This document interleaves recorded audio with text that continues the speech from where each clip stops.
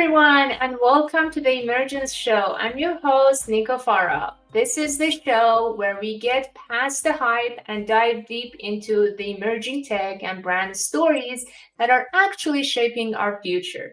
Today, we're tackling a critical question. What is the unseen bottleneck holding back spatial computing? My guest today argues it's not what you think. He is one of the true connectors and visionaries of the immersive web, Ben Erwin. He is the president of the Academy of Immersive Arts and Sciences, the creator of the Poly Awards, and a board member at the Metaverse Standards Forum. We're going to reveal what this bottleneck is and his bold plan to solve it with a PBS for the immersive age. As always, this is a live conversation. Get your questions ready, drop your thoughts in the chat, tag a friend who needs to hear this, and let's get it started. Ben, welcome to the show. Thank you for having me, Nico. My pleasure. Thank you for being here. I've been waiting for this episode for some time. I know you're an amazing thought leader, like I mentioned, in this space, and you have had a fascinating career. From webmaster at the UN and data scientist at New York Times to becoming a central figure in the immersive web. I would love for you to tell us about your journey in your own words and how you got into the immersive experiences. Well, you already mentioned my sort of highlights of working at the UN and the New York Times, but I began my own agency back in the 90s when the web was just becoming a thing. And so I set out on that frontier, and I've always sort of lived on the bleeding edge, pushing the technologies for what they could do. And when we got to 2016, I was doing really well, but at the same time, I was seeing the writing on the wall that we had sort of reached the peak of web development, 2D web development as we knew it. And everything was becoming commoditized through Wix and Squarespace and off-the-shelf WordPress themes. So the bespoke under-the-hood technology that I was building was sort of less in demand. But at the same time, I went to Web Summit in Lisbon in 2016. And within a few minutes, I experienced 4 different devices. The HTC Vive had such great content that I thought it was photorealistic until I put my head through a wall. And I said, oh, okay, I get it now. And the Oculus Rift was so comfortable and such a high quality device that I went back to my hotel and I ordered one. Little did I know I had to buy a graphics card to support it, but then I did. And what I discovered was that the content that was being made for the Rift was largely built with Unity. And coming from my web background, I was really eager to see what VR could do on the web. And I had to wait another 3 years until the WebXR spec came out and the Oculus Quest came out with the browser in it. And when I tried it in January of 2020, this was right before the pandemic, I knew that this was what I was waiting for. The experience was called Hello WebXR, and that whet my appetite for all these experiences that I kept finding. I found a couple of portal sites that linked me to what WebXR experiences were available. And all that summer during the pandemic, I was really tracking everything that was going on. And that's what led me to the polys, but there are pieces in there. So that's the beginning of the origin story. Love it. Thank you so much for sharing that. Let's take a moment and say hi to our amazing already live audience. Jean, Gary, Felipe, Shadi, and Julie, and everyone else who's tuning in. Thank you so much for being here. Feel free to share your thoughts as we go through this great topic. And if you have any questions, we'll definitely get to it. Hi, Drew. We're gonna talk more about your experiences. I would love, before we get into this unseen bottleneck, I would love you to share kind of like some of these organizations you've co-founded And you started, for those who may not fully know the background story, and they need to get more involved. Share a bit more for us, please. Well, as I mentioned, 2020 was a really pivotal year, and you also mentioned that Julie's there. So Julie was a very important part of this story from the beginning. She and Terry Schuessler and I started working on XR Collaboration, which was an industry resource guide that we collaborated on in 2020 that really taught people about what VR is, all of the different technical terms, as well as what devices were on the market. It was a pretty in-depth publication that a lot of people worked on together. And that was the beginning of what grew into what evolved. And I feel sometimes like I'm telling a story from the Bible, because this begat that, but it really, that's XR Collaboration begat the Polys. And in between there, I met Sophia Mishasha, who we did Ready Player Golf together. We just had our 6th Ready Player Golf last week. And as I mentioned, I was learning all about WebXR in the summer of 2020. And by the time we got to October, I created my first WebXR site, which was what became the Polys. And I said to Julie and Sophia, hey, why don't we do this for real? Julie, would you like to host it? Sophia, would you like to be the red carpet host? And they said yes. And that plan took effect. But at the same time, and I'd like to note that today, November 18th, is XR Women's 5th birthday. And Julie, Sophia, and Karen founded XR Women 5 years ago today.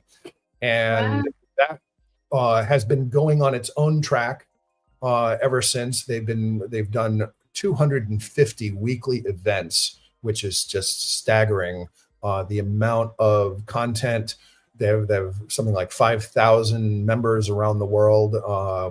And now they're a 501c3 nonprofit. So like that is a whole story unto itself. You've already had Sophia and Karen on the show, so that story has been told. But congratulations to my sisters at XR Women, because it's just amazing what you guys have done.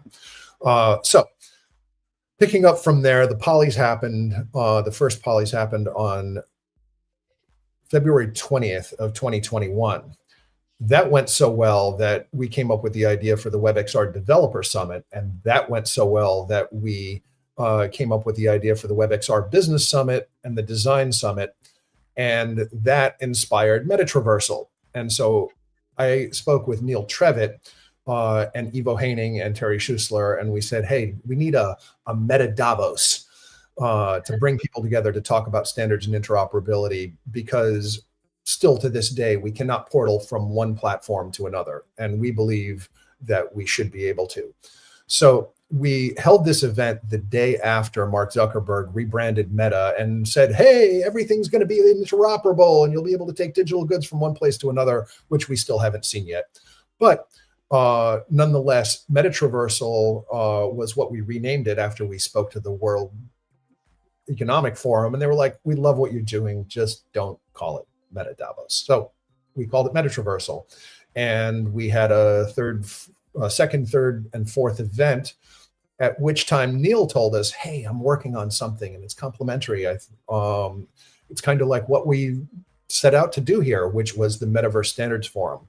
So Metaverse Standards Forum kicked off in 2022 as we were actually mounting a second year of the WebXR Summit series. So we did education, brand, and production that year. So that series had 6 day-long episodes that produced over 66 hours of content, plus another 12 hours in town halls. Meanwhile, Metatraversal started portal crawls because we'd done a lot of talking and we felt like we really needed to get out there and be practitioners and demonstrate how much friction there really is between getting between platforms. Now, starting off with WebXR gives you a link, and it's pretty easy to go from one platform to another. And there's different levels of friction, but that's where we began with the portal crawl. So Metatraversal has now, just as of last week, had its 17th edition. And Metatraversal last year, Terry, Karen and I co-founded the Academy of Immersive Arts and Sciences in mid-2024. And Metatraversal and Ready Player Golf officially became programs of that, and the Polys became officially sponsored projects. So the Academy is the presenter of the Polys. And that sort of brings us up to date, where last week we had at the Immersive X conference, the panel building an immersive 3D ecosystem. I'm sorry, missed the title.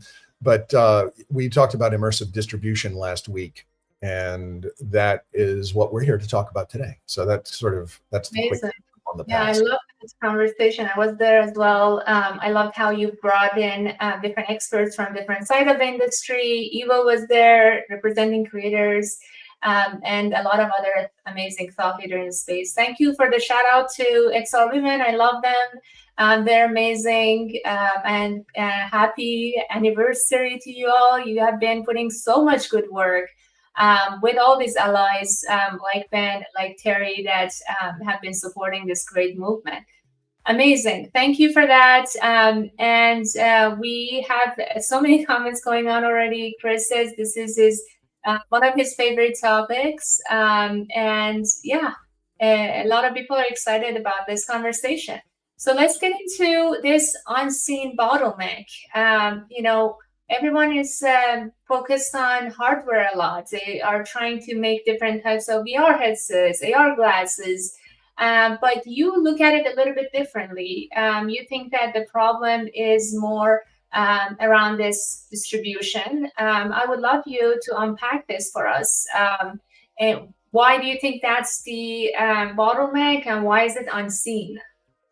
Well, first, on the hardware and software track, this is something that is sort of its own self-fulfilling industry problem that really smart people are working to solve. And the physics of light, heat, weight, and power are extremely hard to solve, to put it in an all-day wearable form factor that you can wear on your face without irradiating your head. So everybody wants safe and practical glasses that are good for your vision, and we're a couple of years out from there. We always keep saying we're a couple of years out, but I do believe that with things like the Meta Orion glasses and the X-Real Project Aura coming out, and there are a lot of new devices that are coming. Eye tracking seems to be something that is very cost prohibitive for people. So I think they really need to bring the cost of eye tracking down, because the benefit of eye tracking is that it makes your avatars a lot more lifelike.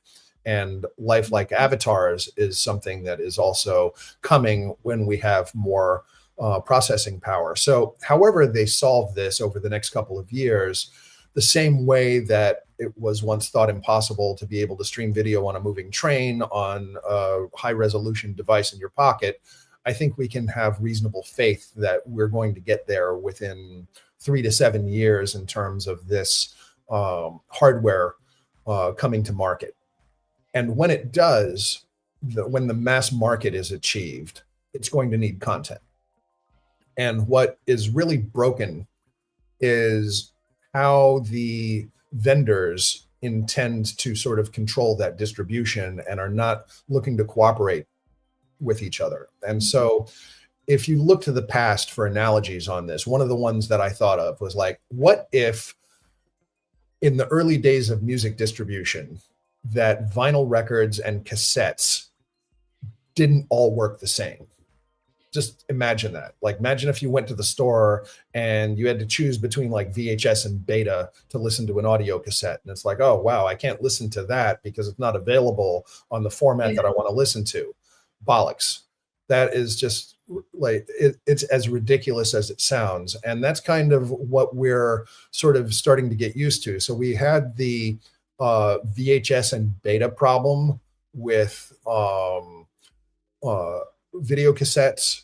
We had HD DVD versus Blu-ray coming into the optical disc era, and we have seen several different iterations of destructive competition in the industry where somebody wants to control the standard so badly that they're not taking into consideration the convenience of the consumer.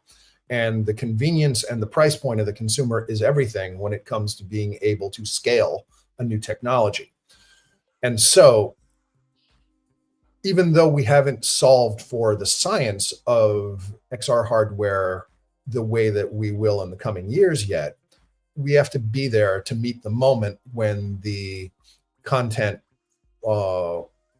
needs to be there to justify somebody buying it, because it's like, oh, great, you want me to spend $1,000 on a pair of glasses? Okay, what it's in it for me? The content is in it for me. And so the thing that we really need to keep in mind is that the type of content and the way that we produce content for 3D is an order of magnitude more sophisticated than creating stuff in 2D. So that can't be taken for granted, but we actually have a lot of the tools that we want to do. However, a lot of those tools publish into formats that are not easily distributable. And that's sort of like the core problem that we have with this. Thank you. That's such a good point. When I think about like Apple Vision Pro, which was kind of a failure, looking back, it's because of the same problem, right? There was not enough compelling content that will motivate people to go pay that high price. And everybody was like looking for that killer app that, brings that, reason and value for people. Do you agree with that? Do you think that was the reason that Apple Vision Pro didn't succeed as much as they expected? Well, I would argue that Apple Vision Pro exceeded its expectations because their expectations by Apple and the expectations of the marketplace were two different things. That Apple didn't want to reach the mass market all of a sudden. So hence the $3,500 price tag. They made it so that fans, rich people, and developers would buy it so that they could build out a content ecosystem, which makes perfect business sense. It's quite shrewd and quite smart on on Apple's part. But what, when people say, oh, it's a failure, again, bollocks. That is, it is what Apple intended to do. And even now they just released an upgrade to it. And it's a faster, better device, but it's still $3,500 and it's still with the intention of building the ecosystem. But once Apple has that in place, then they will do it. But while we're talking about Apple, when it comes to standards and interoperability, Apple is always the outlier. Apple always does things their way. They have the Swift language and they do support standards, like, to their credit. They support WebXR, they support WebAssembly, they support WebGPU, but they do it their own way within their own sort of petri dish to do this. And historically, support for things like GLTF and WebGL was always uneven. And this, from a developer standpoint, has always been a bit of a hindrance because, first of all, there's the effort that it takes to be able to make an experience compatible with different versions. So take the browser wars. I'm a veteran of the browser wars. I have many scars from, life lost to making Internet Explorer 6 work. Or that Flash lived for 10 years and is a big part of my portfolio, and it's been completely expunged from the web. I've talked a lot about that. But the thing with Apple is that they want to contain this, but at the same time, they have limited support for Unity. And that is going to bring in a big part of the developer ecosystem. But I think that what is the most important thing that Apple's doing right now is they are part of the Alliance for OpenUSD. They're one of the 5 founding members, along with Autodesk, Adobe, Pixar, and NVIDIA. And the OpenUSD format is a authoring format, And it's also intended to be a deployment format like GLTF. And both are streamable. And I really believe that streaming is the future. Level of detail streaming is the future of XR delivery. That is how we're going to get our XR experiences, because downloading everything that you need is, first of all, wasteful. And second of all, it is just going to create a network overhead. And when, part of the sophistication that I was talking about with these experiences is that it's where you're facing. Like if you're inside of an experience and you only need the data for what you're facing to be loaded. And as you get closer to things, it can increase the focus of it. So this is all what is called LOD, or level of detail streaming. And for 3D formats to be able to deliver that content, this GLTF is a very mature, well thought out, and importantly, extensible specification that is already out there doing streaming. Cesium, for example, and Patrick Cozy, who is the CEO of Cesium and the chief platform officer of Bentley, who acquired Cesium last year, their 3D streaming tiles is sort of a model of what it's going to look like in terms of being able to stream other types of 3D content. And that it's really essential that the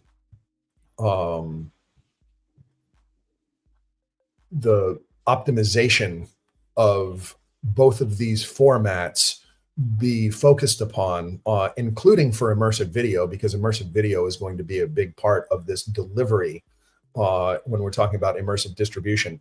I apologize. I set up myself with lights. I didn't bring my power supply, and I'm watching my battery go down. So I don't completely disappear.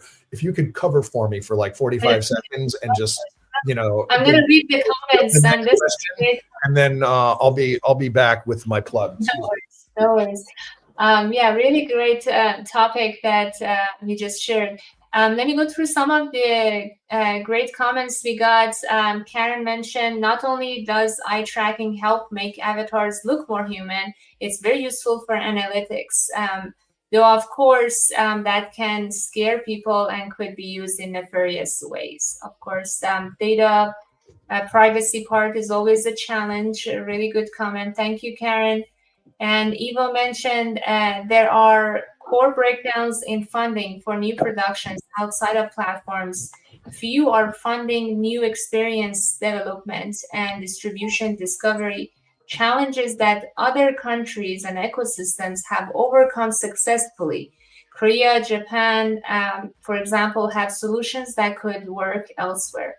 Do you have any thoughts on this, Ben? I think I haven't seen exactly how Asian countries have solved for this, but you might know a bit more about this.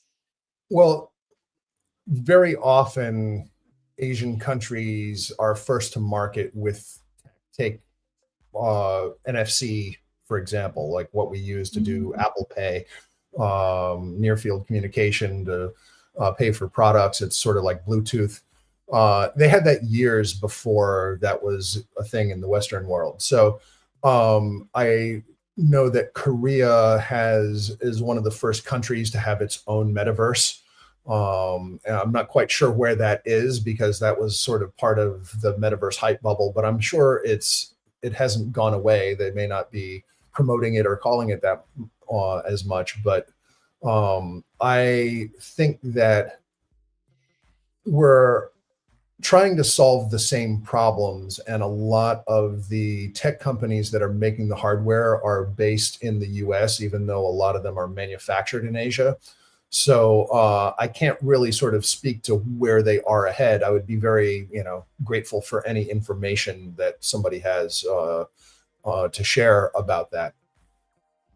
Yeah, I think Evil probably has, she says, larger scale WebXR events are more common in Japan, related to virtual worlds events, sometimes attended in the millions.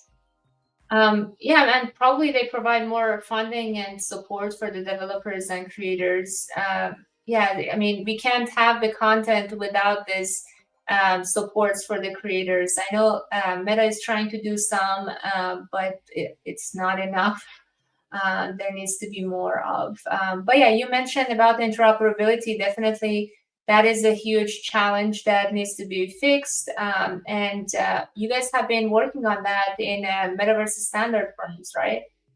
Well, in Metaverse Standards Forum is sort of a table that a lot of big tech companies come together to share on the development of standards. But MSF, importantly, is not a standards organization, the same way that a W3C, IEEE, Kronos Group are. They're actually developing the specs. They're actually developing the standards. Metaverse Standards Forum is sort of a collaborative consortium that brings together key stakeholders to be able to accelerate the development of this and focus on the plethora of activities that are required to be able to deliver different aspects of this. And there are one of the words that really inspired Metatraversal, which later inspired Metaverse Standards Forum, came from Neil himself. He says, it will take a constellation of standards to achieve the open metaverse. And that visualization of, connected dots is really sort of an apropos way to look at what is necessary to be able to do that. So, but getting back to what your lead into that, where Evo said something really important at our Metatraversal talk last week about there isn't enough audience for a blockbuster. And she cited things like Fortnite and Roblox and Minecraft as things that are attracting millions. And one thing that I think is really important to state is that these may be 3D experiences, but they're 3D experiences consumed in 2D. And that's great. But I personally am pushing for an immersive first design paradigm where things are designed for and experienced in 6 degrees of freedom. And so it's great when you can take a 3D experience and put it into a 2D frame. But if you're looking at something on a desktop or a mobile surface, then you're looking at it in 2D. Whether you can navigate around in it, it is not truly immersive in the sense that you're not inside of it. And so the scalability problem with that is that very few platforms can tolerate more than a few hundred people at a time. Some can't even tolerate over 100 people at a time. And so the experience starts to degrade the more people you have in. And there are various different solutions. Like back in 2021, Active Theory came up with a really smart way of optimizing things where they had hundreds of people. They actually had I believe 50,000 VR users at once, and they had audio bubbles that kept them in there, and they had like these little avatars that showed where somebody was from. So you could see like Sri Lanka and Canada and places all over the world where somebody was from instead of their name. And that was one of the many optimizations they had to be able to pack a world. To have a high fidelity avatar with so many people in there, the more you load it up, the more it degrades the experience. And this is a key thing that immersive distribution needs to be able to solve for, is the scalability to have that level of audience. Now, you can shard them, which sharding is where you have multiple instances of the same world, and they may have some shared components to it, but you don't have everybody in one room. You have 50 rooms with 50 people in it to get 2,500 people. And so, that is how that works. RP1 has a shardless system that they want to bring in a lot more people to. And so that is really fundamental to one of the problems that we need to solve, is when these devices come out, how many people can we put into a particular experience and still have it be a high quality experience for people. Because as far as I'm concerned, having 1 million people on Fortnite doesn't really count because it's in 2D. Interesting. Thank you for that. And also the other question is it about quantity or quality? Like how many people can we engage with in these experiences, even if it was a real life, right? If the purpose is to just be present and feel the presence of more people, yes, maybe the avatar doesn't matter.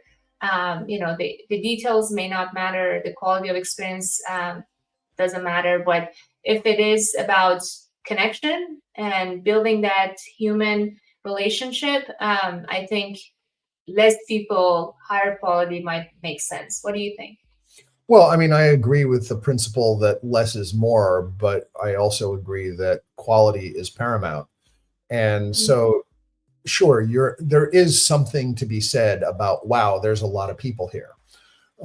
There's also something to be said for, one of the most impressive experiences I've seen lately is the Metallica on Apple Vision Pro immersive video experience. It's just stunning. They must have covered it from 40 cameras, and whether you're looking at a shot of the audience or you're right up on the guitar player, you can see the strings and the neck and all the little details that you couldn't get if you paid and sat anywhere but right in front of the performers. And so these, you have a stadium full of 50,000 people. So the presence isn't necessarily contained in the fact that you're dealing with live avatars. The presence is the whole immersion in something. And if you're in a stadium full of people and you feel like you're there and the people are in 3D, then that is worth something. Like that's one sort of fake way to scale that.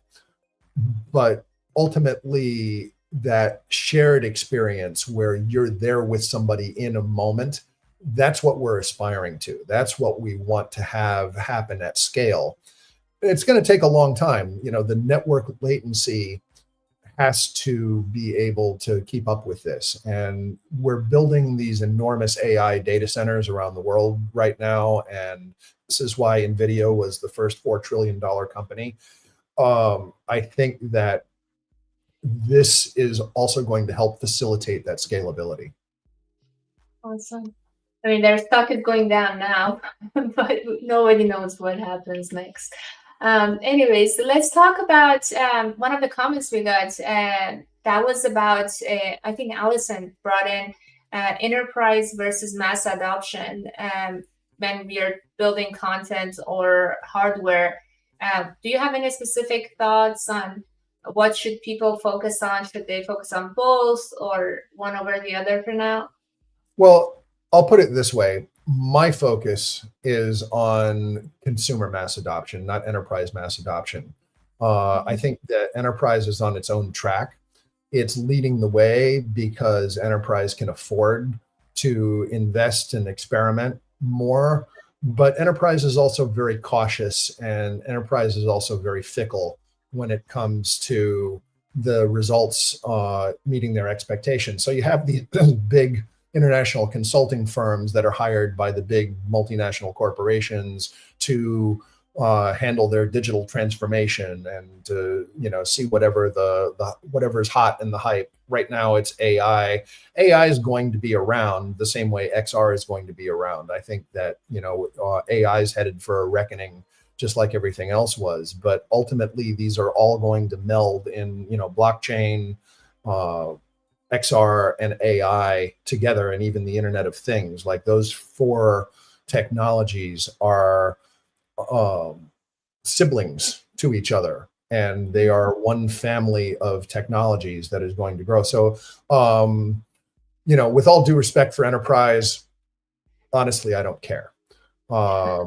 And when it comes to the consumer, I'm a consumer, and I want to be able to share experiences with my friends with as little friction as possible. I want to be able to experience things with my friends remotely with as little friction as possible, with as little cost as possible.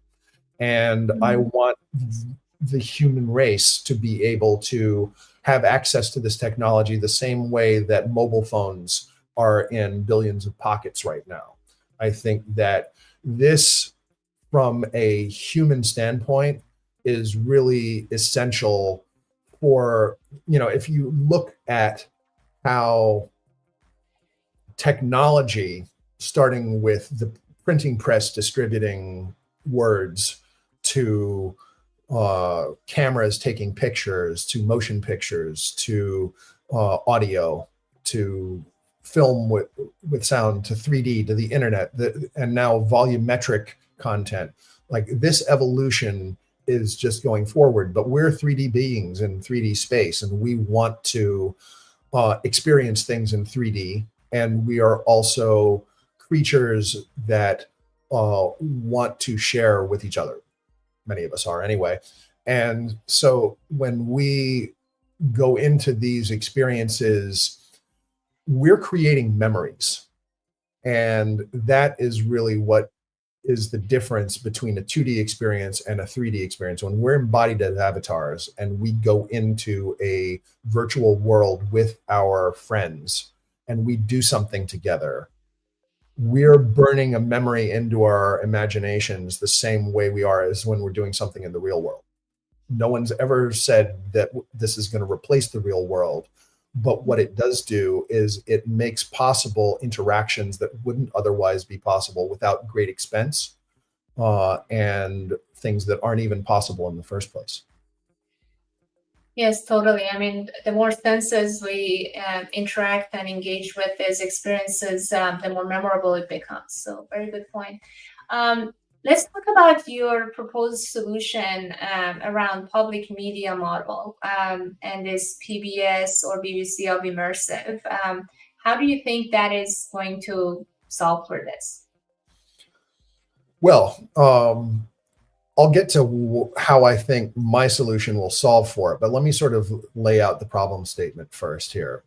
First of all, the industry as we know it, immersive content as we know it, is something like 90% games.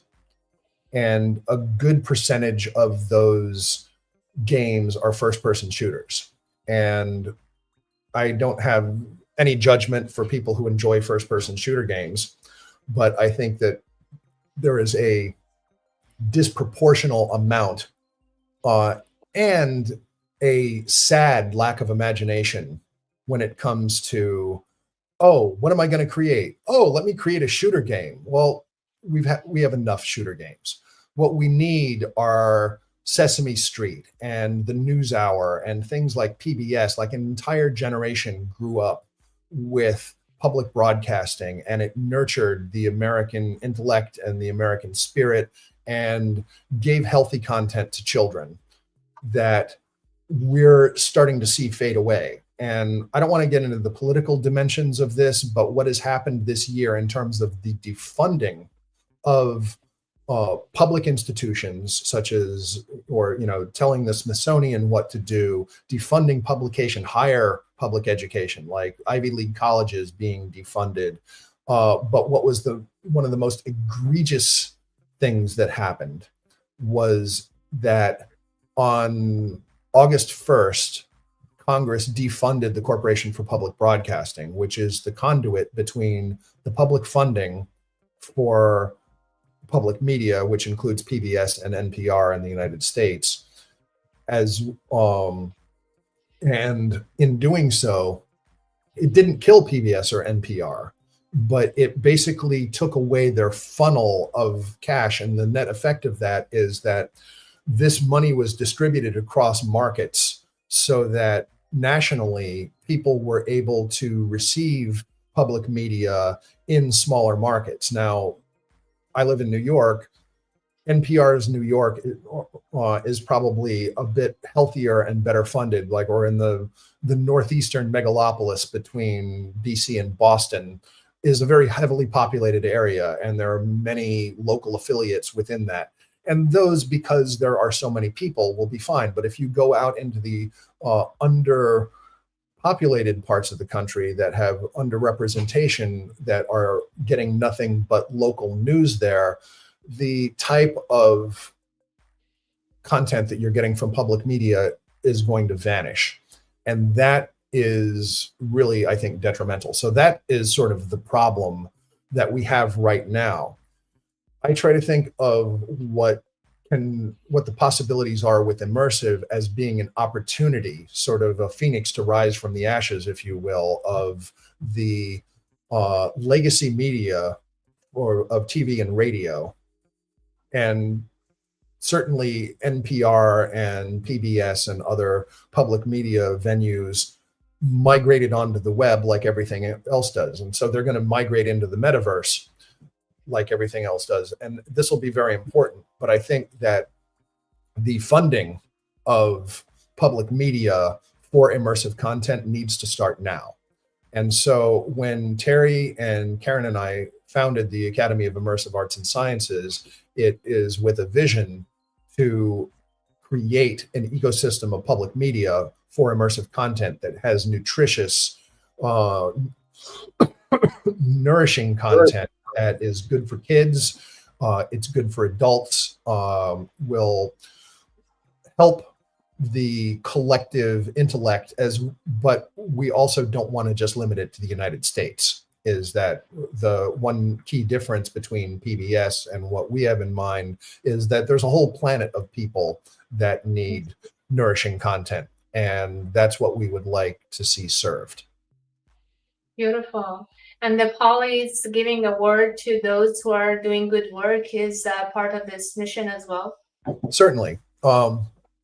The ethos of the Academy of Immersive Arts and Sciences is educate, inspire, and recognize. And the pillar of recognition is something that the Polly's has always been about. And personally, I think that I never felt professional gratification the way that I have in seeing how recognizing an individual receiving an award or being recognized for their work, which otherwise may have gone unnoticed, how it's good for them has made it good for me. And I have personally been very motivated by the net effect that that has had on many people. And, you know, earlier you called me as a connector. I guess I don't really think of myself as that, but when it comes to connecting, I think that what I've witnessed is a lot of people that I've known knowing each other outside of my connection. Like I haven't directly put these people in touch, but the influence that myself and the team behind the Polys and Metatraversal and the WebXR Summit series, the net effect of that over years through recognizing people has connected them, and they've done things together, which has then in turn impacted the ecosystem. And that has also been very rewarding. Beautiful. Amazing, great work that you all are doing. And we had a few comments as you were describing the situation with PBS. Allison mentioned the stations are closing, which is really sad. And Evo mentioned that there is, I believe, a blog or article about this as well. But yeah, it's really sad these things are happening, but as you said, there might be some positive into creating something new and even better and bigger. And we had a whole conversation going in the chat about that enterprise versus masses, which we can get into a little bit after we cover some other topics.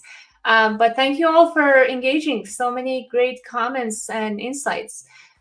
Let's talk about this other problem, which is the reputation. We briefly touched on the metaverse hype and even the gaming kind of confusion between, and has been brought in the comments, sometimes people think of this immersive XR as this type of immersive gaming.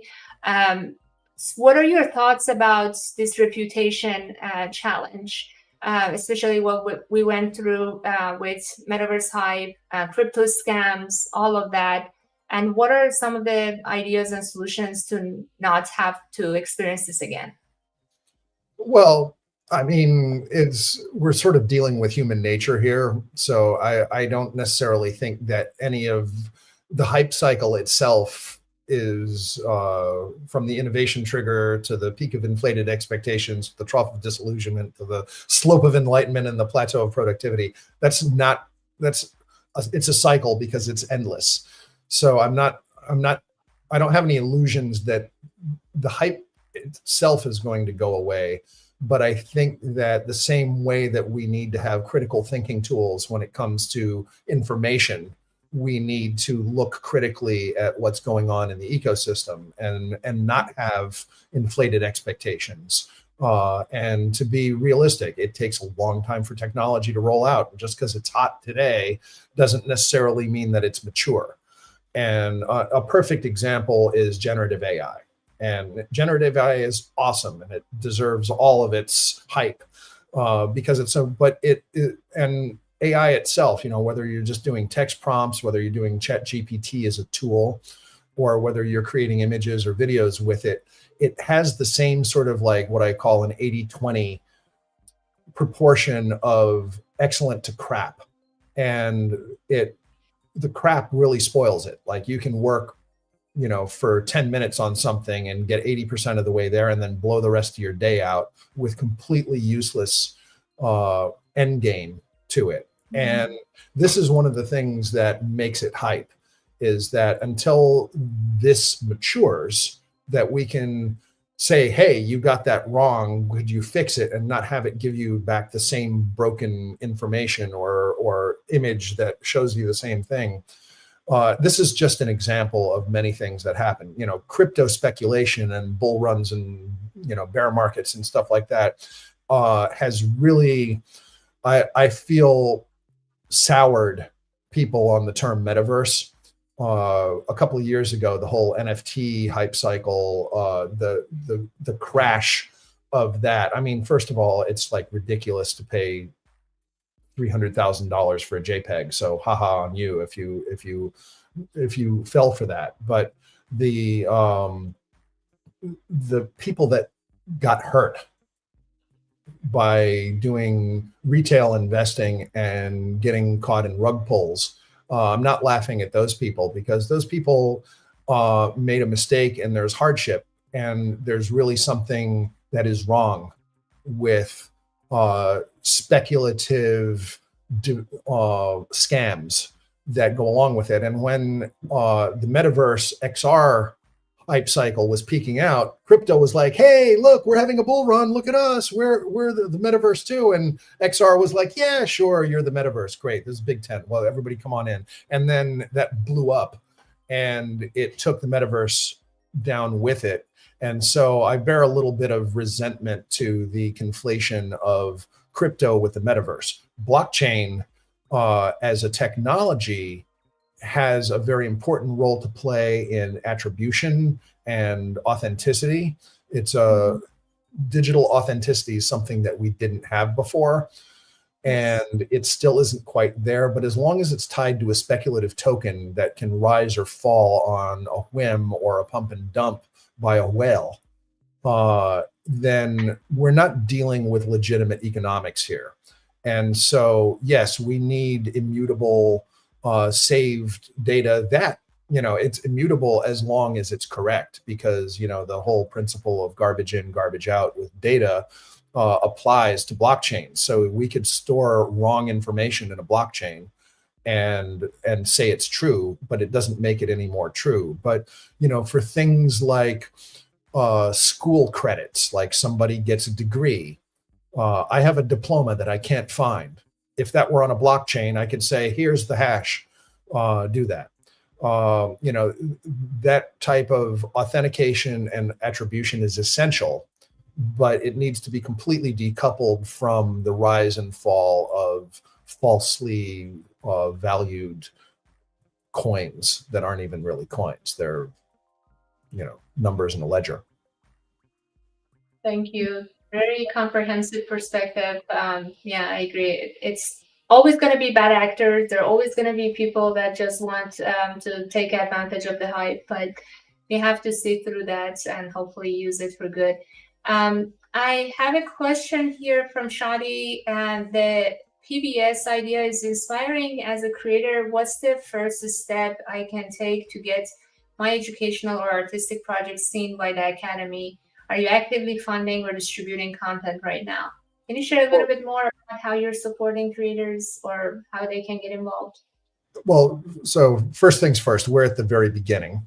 And so we are not actively funding this. We have the Academy began with the programs that we have been working on for the last couple of years, but it wasn't created as a vehicle to just serve those event programs. But we are looking for the next Jim Henson and the next Jim Lair and the next Masterpiece Theater.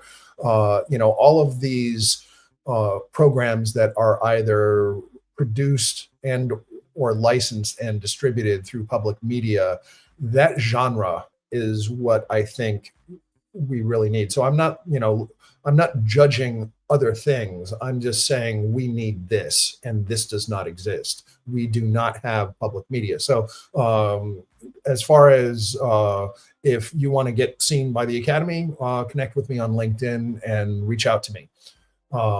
And I'll be very happy to take a look. I don't want to set any expectations that what we're building is going to be ready for public consumption any sooner than the devices that are going to hit the market are. But what we're trying to do through our programs that we have now, particularly Metatraversal, as well as by recognizing people through the polys and other events that we come along with, is we're trying to nurture the industry itself to make good choices so that it serves a broader constituency of global consumers, not just national consumers, so that people have access to really high quality public media that they can learn something from, that they can experience things with other people, and that they can share with joy. We want to bring joy and high quality. We want immersive public media to influence humanity in a positive way, because we've got a lot of problems to solve. And I can't sit around and despair over politics, but I can channel my energy positively into this endeavor, which I hope will on the back end make a difference. Beautiful. Thank you for sharing. Now let's imagine we solve these challenges we talked about. We uncork this bottleneck and build this open, interoperable distribution network. What does the world look like in 5 to 10 years? 10 years. Well, okay. Well, in 2020, Jensen Huang famously said, or at least to me famously, because I latched onto it when he said it live. This was September 3rd, 2020, on the release of the 3000 series NVIDIA cards, which now they're up to the 5000 series. He said, in 20 years, homes will have holodecks. So we're now down to a 15-year timeline on that.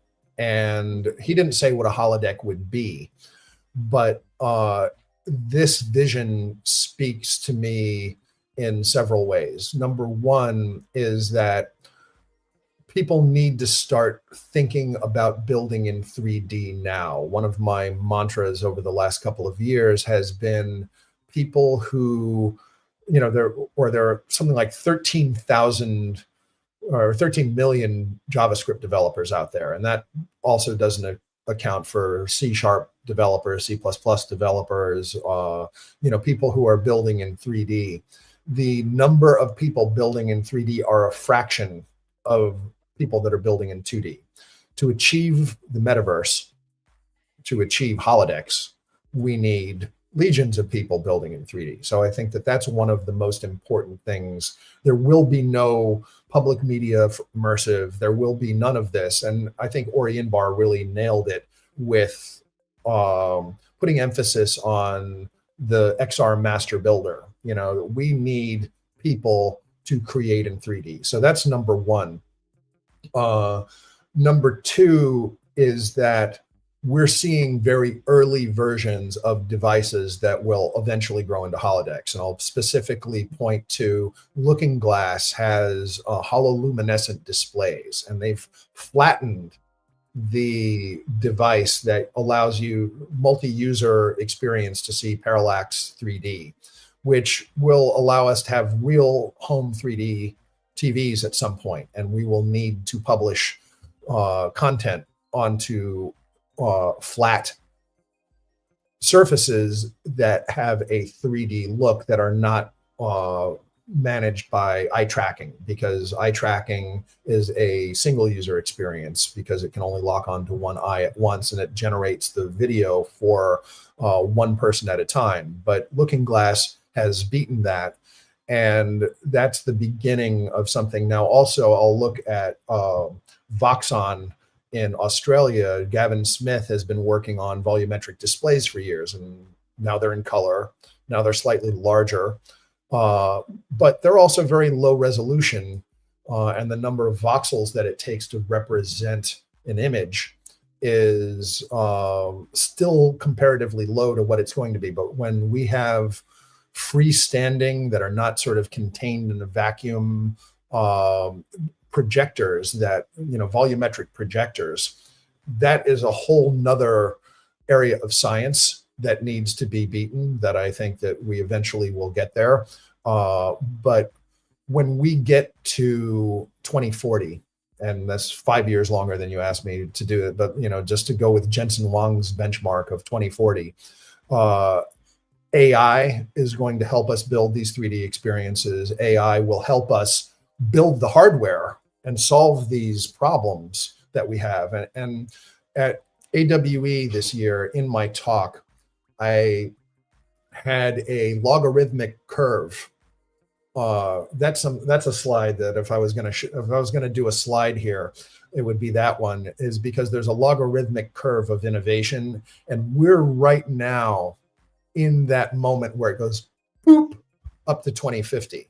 Like if we take the 200 years from when we invented the photograph to 2050, what AI is going to do for us is it's going to accelerate coding. It's going to accelerate invention itself, because engineers will use this as a tool to solve their problems faster.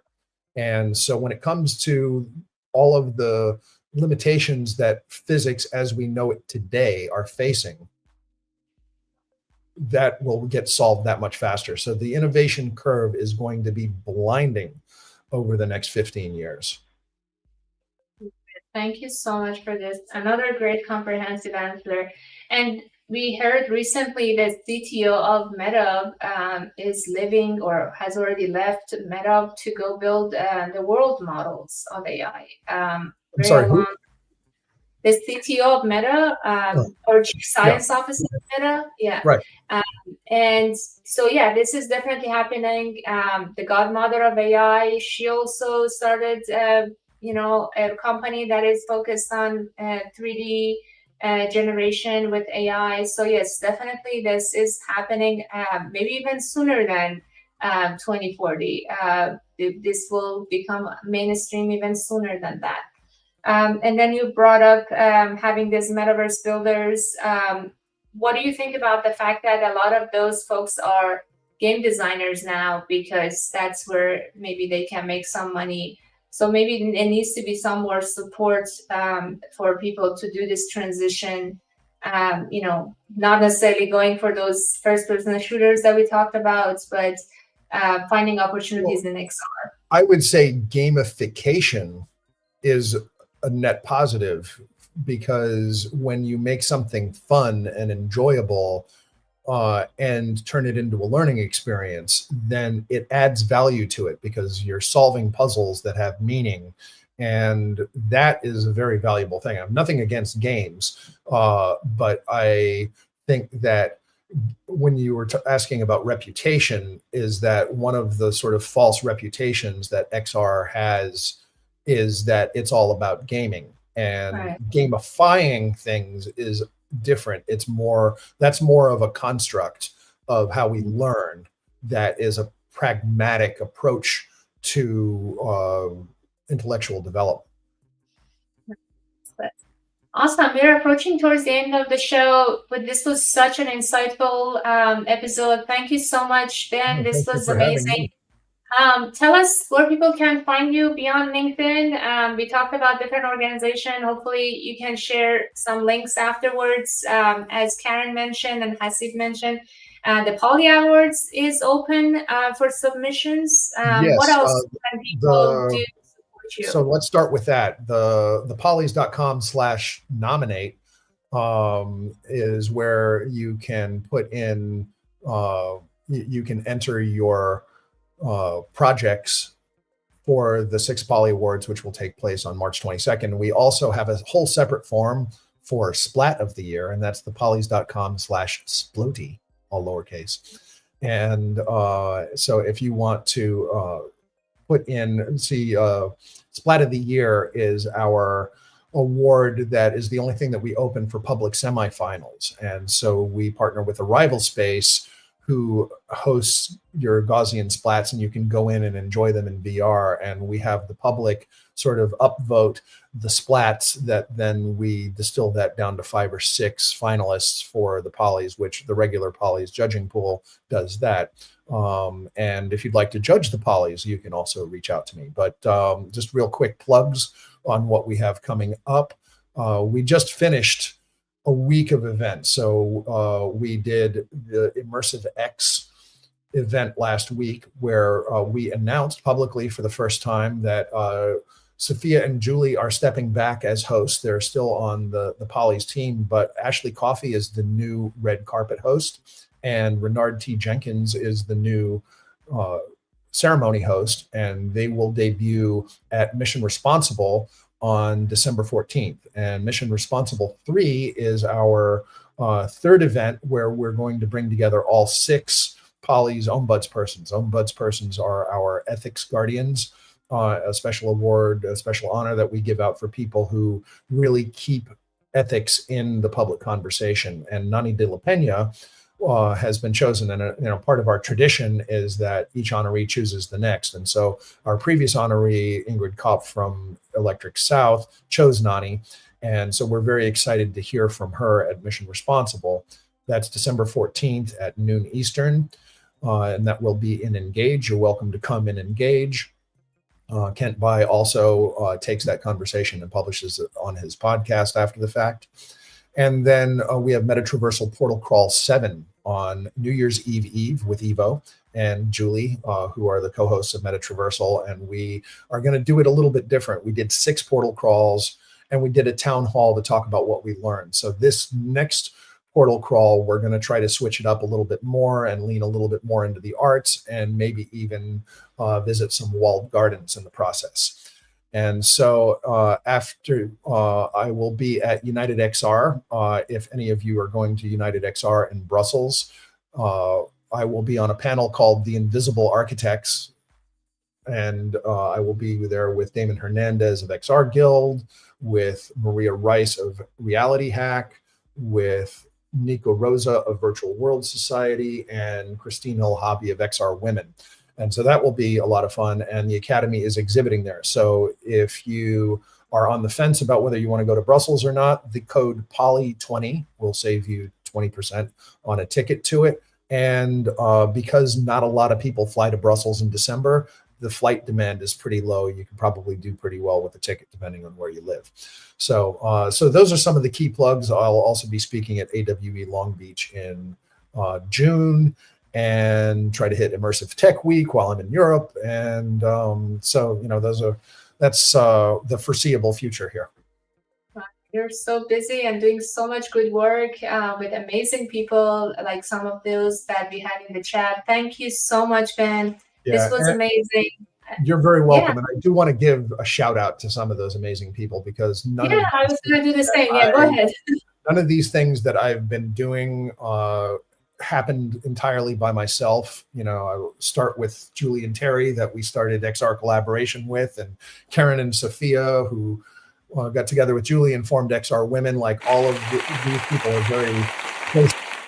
and we have been on this amazing adventure, but it's been a very personal, fulfilling journey for all of us. And so there are so many people that I want to thank that I don't have time for, but I also want to thank Hasib Musa, who stepped up as the managing director of Ready Player Golf. And we raised our fundraising bar this year, raised over $10,000 for James Orgo's program that brings VR to children dying of terminal cancer.